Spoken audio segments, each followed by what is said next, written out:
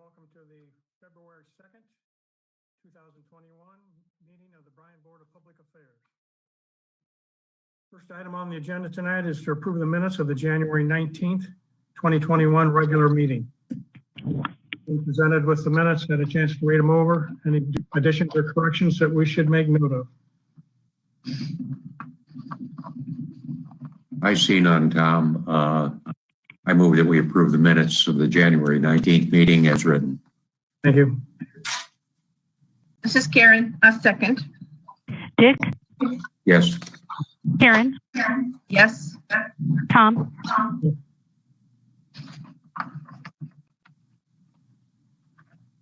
Tom? Yes. Jim? Yes. Annette? Yes.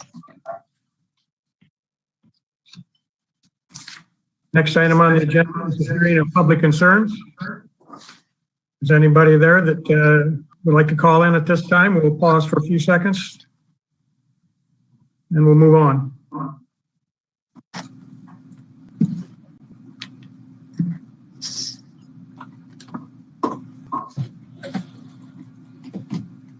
Next item on the agenda, resolution to authorize change order number 1 for the Westinghouse control system upgrade project.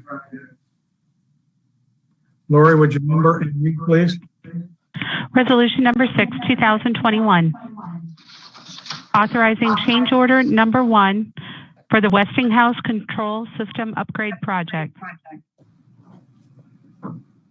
Thank you. Jim, did you want to address this, please? Yes, thank you very much. When we originally started this project, one of the things that was supposed to be included was the parts. Due to some different direction in our past and external engineering firm getting involved, that was kind of left out to the point where they just were supposed to supply us a list of parts.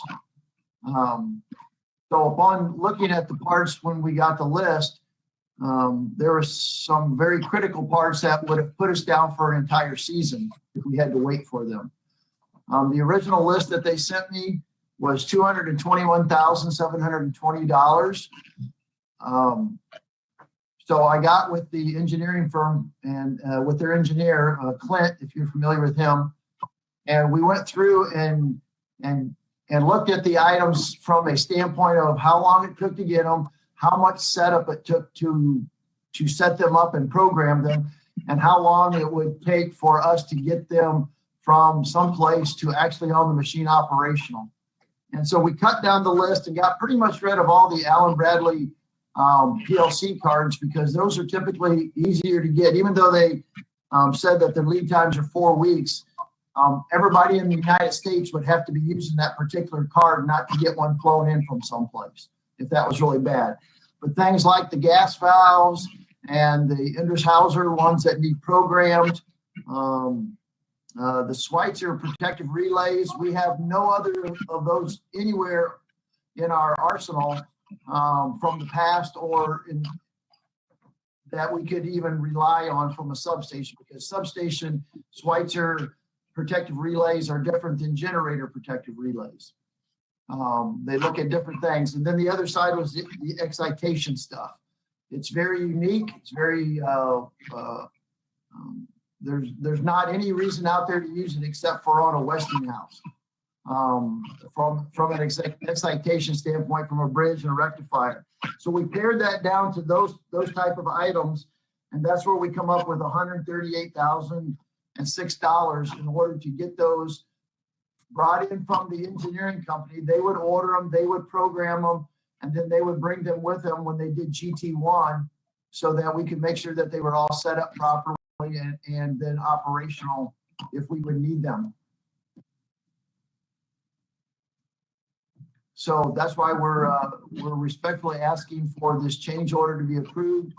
And if you got any questions, please feel free to ask me so I can do a better job of explaining that than I have. Jim, is it customary to have this type of inventory of spare parts? What's customary is that we have a very unique situation, which is The Westinghouses, we had all the stuff that we had spare parted over the years, which is not even in the system any longer. So we literally have to start over from as if we were buying them brand new. So the big issue is some of these parts we could be out for 6 months to get. And that's the problem with some of that stuff. The other ones are you might be able to get them within a month, but then somebody's got to program them. If we didn't, and so that's the next thing I got to work with the engineering TTS is to make for those things. We don't even have a programmer.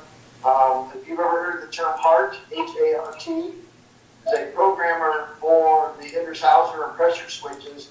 Those run $8,000. And we would only be using them for this. So I'm going to try to not like that. If I can have a spare on the shelf, that would just go on and we can hook up. At least that's what I'm hoping for. So to say that it's customary, it's probably not customary from a standpoint if you had many of these things, but we have such a unique situation from a just having 2 of them and then having the controls just upgraded so recently. Thank you, Jim. This is Karen. So in essence, we're going to be saving money in the long run.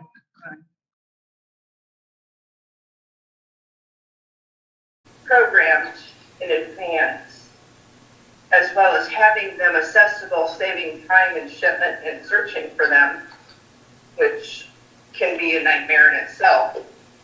Well, yeah, especially if a vendor would change. You're correct, Karen. If a gas valve would go out, for instance, those are 6 months out. We would lose the entire season. We might as well throw $4 million away, or at least the possibility of that. Thank you. Hey, Jim. Before the, I'm sorry. Okay. Jim, I have a question then. So then I guess with having these spare parts on the shelf and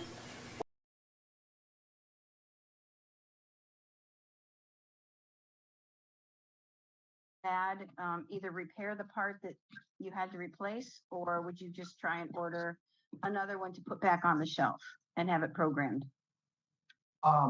We would search out to see if we could get it repaired first to make sure that it wasn't. And then we'd have to make the decision if they sit back and said, this item's non-repairable. Basler has certain ones that they don't repair any longer, certain older models. And so you just buy a new one, they just don't repair them. So that would kind of dictate the situation on how we do it. But I would always pursue getting them repaired. Okay, thank you. Dick? Yeah, Jim, and I for one, before the new technology, we had spares for everything over there, just so we could get the turbines back up and running just like that. Right. It only makes sense that with the new technology,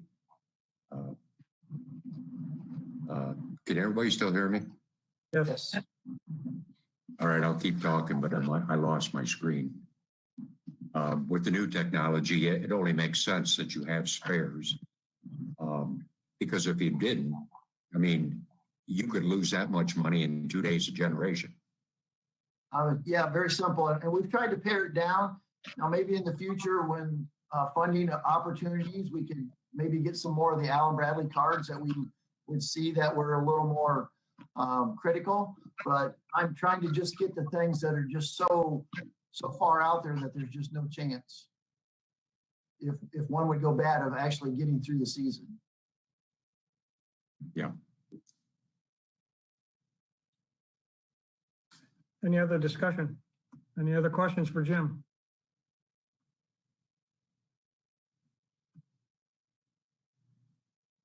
If not, we'll entertain a motion to approve.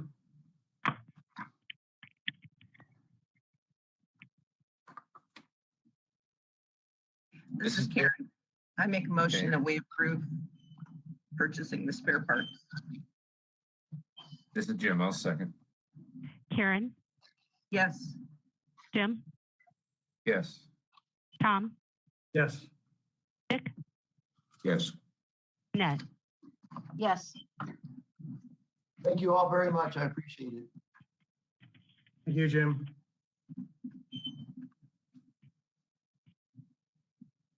Next item on the agenda is a resolution to update the BMU compensation plan for non-bargaining hourly and salaried staff.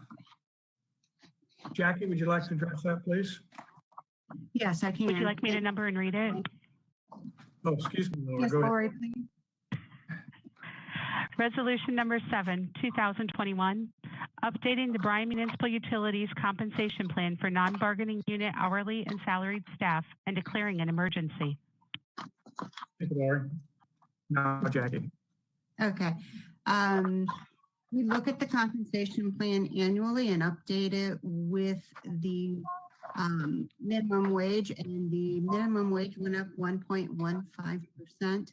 Therefore, in accordance with our compensation plan that the board passed back in 2016, our minimum, mid, and maximum values all go up that 1.15%. That's all this is updating that to incorporate the minimum wage increase this year. And it is retro back to January 1st. We do not have any employees, though, that this affected. So we don't have to do any type of back pay. Anyone have any questions? Go ahead with any questions or comments, anybody? I suspect if Mr. Biden raises the minimum wage, we'll be doing this again. Yes.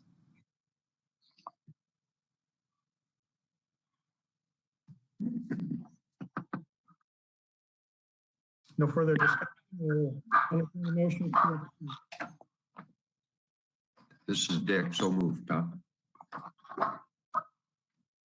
This is Jim. I'll second. Dick, Yes.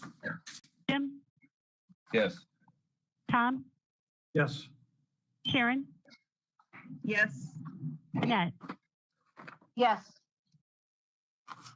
Thank you, everyone. Thank you, Jackie.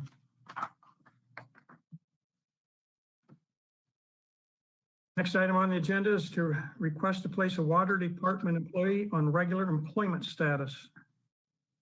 Derek Schultz, please. This is a request to move Dave Herman from probationary water distribution operator 3 to regular employment status. Dave possesses the qualifications and skills of this job classification and holds the necessary license. Dave continues to be a great asset to the BMU team.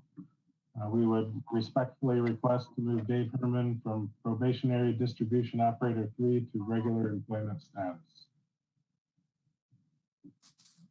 Thank you. Comments from anybody?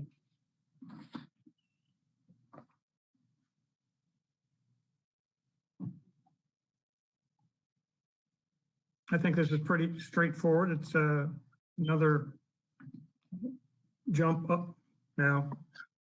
Jump on the ladder, I guess. So progressing up our scale. So I don't have any other comments other than congratulations to Dave if we accept this. So I will entertain a motion if you so please. This is Jim. I'll make a motion. We approve. I'll second it. Jim, Yes. Tom, Yes. Dick, Yes. Karen, Yes. Annette. Yes. Thank you. Next item is to request to reclassify a water department employee. Derek, you're up again. This is a request to reclassify Jimmy Dunning from a water treatment operator 2 to probationary water treatment operator 3. Jimmy can successfully perform the essential duties of this reclassification. He also recently passed his Ohio EPA Class 3 water supply certification. He also holds a valid OCO backflow certification and an Ohio EPA bacteria analyst certification. Jimmy continues to display a strong commitment to Bryan's water supply and its customers. We would respectfully request to reclassify Jimmy Dunning from a water treatment operator 2 to a probationary water treatment operator 3. Any comments from anybody?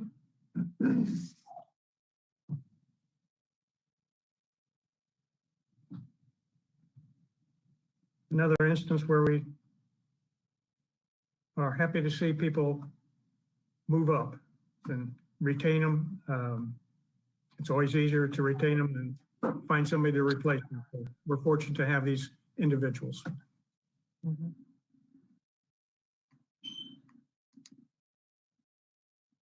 This I is move that Karen. we move. I'm sorry. Dick, you want to go ahead and move? I'll second. I'll move that we move Jimmy Dunning to probationary operator 2. This is Karen. I'll second. Dick, Yes. Karen, Yes. Tom, Yes, Annette, Yes. Jim. Yes. Thank you. you, Derek. Next item is to affect semi-monthly disbursement. Time to pay the bills. This is Jim. I'll make a motion that we pay the bills.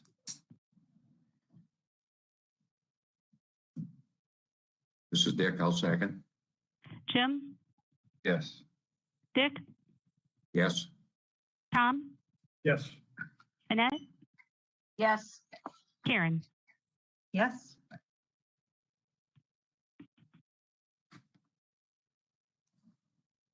that is all the agenda items that we have for this evening. We will go around. We used to go around the table. Now we go around the screen to have the comments from BPA and staff. So I will call on the mayor first this week. Anything to say, Mayor Slade? We had a pretty short agenda for city council last night, so I don't have anything to add, but I would, since it's a new year. I mean, we have a not so new director, but relatively new, a new chairman. My door's always open, my cell phone is always on, so if you guys ever need to reach out to me for anything, I welcome those conversations. Thank you. Rhonda, anything this evening? No, sir, thank you. Lori? Oh, sir, thank you.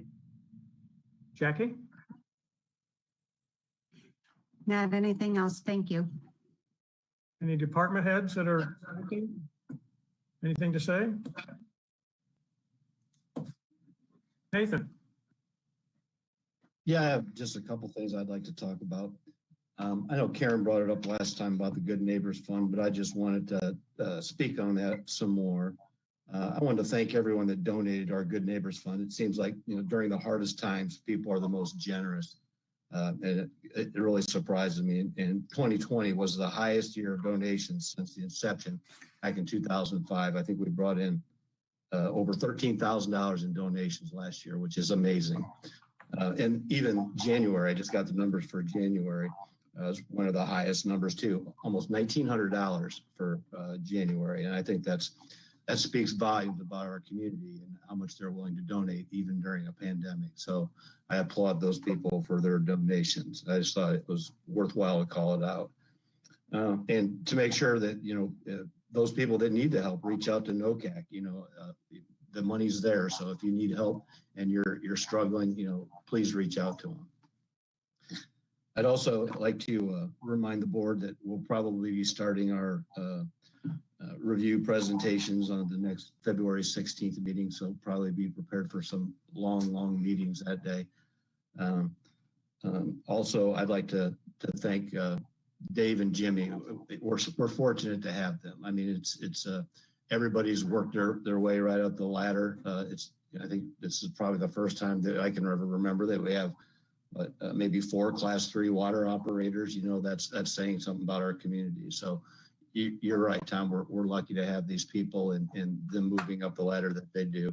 I just want to thank them and let them know how much we appreciate them and what they do. So that's about all I had.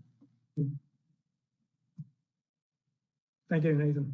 Jim, anything to add this evening? Just to congratulate the two employees on the status change and the reclassification. And it's good to hear what Nate was talking about with the Good Neighbors Fund. I mean, after what we've been through over the last 12 months or so, that there's still people out there that are generous in their giving to help other people out that are less fortunate. Yeah, it's good to hear. And that's all. Thank you. Karen? Thanks, Tom. Yes, I want to thank Jim Caressel for having the thoughtfulness, the forward thinking to look for these spare parts, determine which ones are important, which ones need to have the quicker turnaround time if and when something does go wrong, because I know that is going to save a lot of time and that will save a lot of money in the long run. And I also want to congratulate Dave Herman and Jimmy Dunning and thank their dedication for staying with the utility and being dedicated employees. That's it. Thank you. Thank you. Dick? I just like to ditto what everyone said about Dave Herman and Jimmy Dunning. In the short amount of time that they've been here, they've hustled, and got their licensing, and I know they're both good workers because I've kind of been watching them. So I'm glad to have them aboard. I hope we keep them, and they're doing a fabulous job. I'm glad to see them move up. And no, I just like to tell everybody be safe and keep doing the right thing. It's starting to work, I think. Thank you, Dick. I will tell you, those shots hurt. I thought you were tough. I'm a weenie when it comes to needles. Thank you, Dick. Annette? I guess I just want to kind of repeat the same thing that Karen said. Thanks to Jim for the forward thinking about getting the spare parts. I guess that maybe some things that that you may not necessarily think of at the time, and then when a crisis happens, then we'll be all set. So that's a good thing. And again, congratulations to Dave and Jimmy. That's all I have. Okay.